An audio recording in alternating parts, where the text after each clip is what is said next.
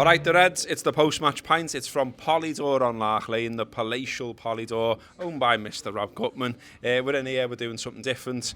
And Liverpool have lost, which is different, and really don't know how to react to it, to be honest, Steve. Got Steve Graves, got Rob Gutman.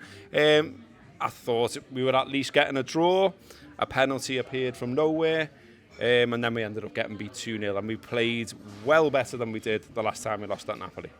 Yeah, I mean that's the important thing to hold on to, really, coming out of this. You know, Rob and I sat across the road here on Lark Lane almost exactly a year ago after this fixture last time, and had a disagreement about whether Liverpool's Champions League campaign was effectively over, and neither of us are going to be holding to that view after that performance.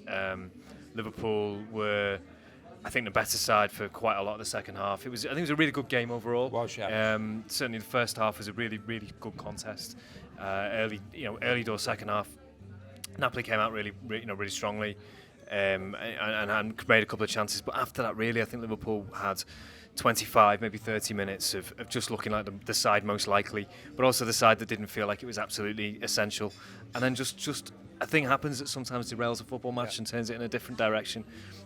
Those things, they can happen, and they will happen.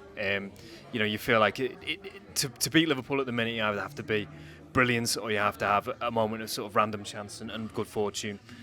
Napoli were very good, not brilliant, but they did have a moment of random chance, essentially, that has given them this game.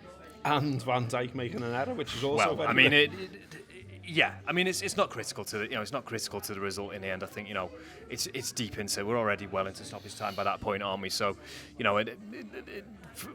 players' heads are scrambled in that kind of situation, but he's got no business playing that ball into the area that he plays it into. Puts Robertson and Adrian into a difficult position at that point in the game that seals it for them. But I don't think Liverpool we didn't look like we were threatening to score the equaliser, to be fair. I'm dying to know if anyone bollocked him, because he always bollocks everyone else. But I think he'll bollock himself. Yeah, he probably will. I mean, Rob, it was annoying though, wasn't it? I mean, if you put it into the context of, at the weekend, we've watched Liverpool not get a penalty.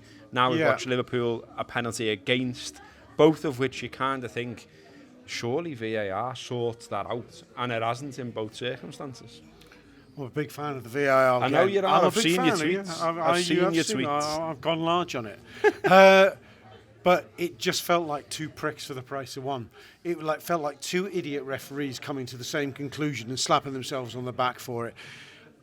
In real time, looking at a TV, you go, oh, don't make that challenge in the box, mate. Don't do that when Robbo goes in. But you look at it back and you go, he's got the ball. He's got the ball. He's got the ball. He's not gone through the man. He's got the ball.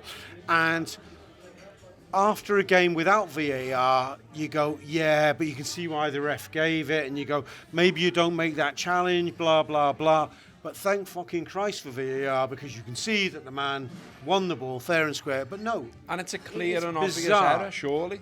It's bizarre. What I don't get, Rob, and you're dead into it, well into it more than I am. I am almost at the stage now where I can't be bothered with it. And I know I should be, and I know I should maybe read up on it. But I just like footy, mate. Yeah. And I can't be arsed. But this clear and obvious error thing, that's subjective in itself, isn't it? It's a bullshit phrase, isn't it? I don't know. I don't get it. It's these things aren't subjective. If a man wins a ball, he wins a ball. We seem to be talking about... If someone's in a headlock and being dragged back, isn't it a pen? We seem to be talking back towards thresholds. This is the Matip thing of the weekend. It's like, feels a bit soft. Feels like a pen. This was meant to end the refs narrativing. That's not a word. The game. That's what it feels like. And me and Steve argued like bastard little brothers at the final whistle there. I think Van Dijk's in a very difficult position when he makes the alleged error. I need to see it back sober, I admit. But I think fucked up. I don't think Andy Robbo and the keeper cover themselves in any glory either. They both hesitate fatally. It's Van Dijk. I'm going to watch it back.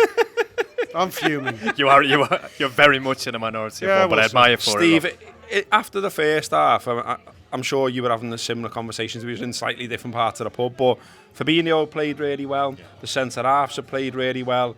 Yeah. The only sort of, I wouldn't even term it annoying, the only thing that was slightly off was maybe the final ball, little touches in and around.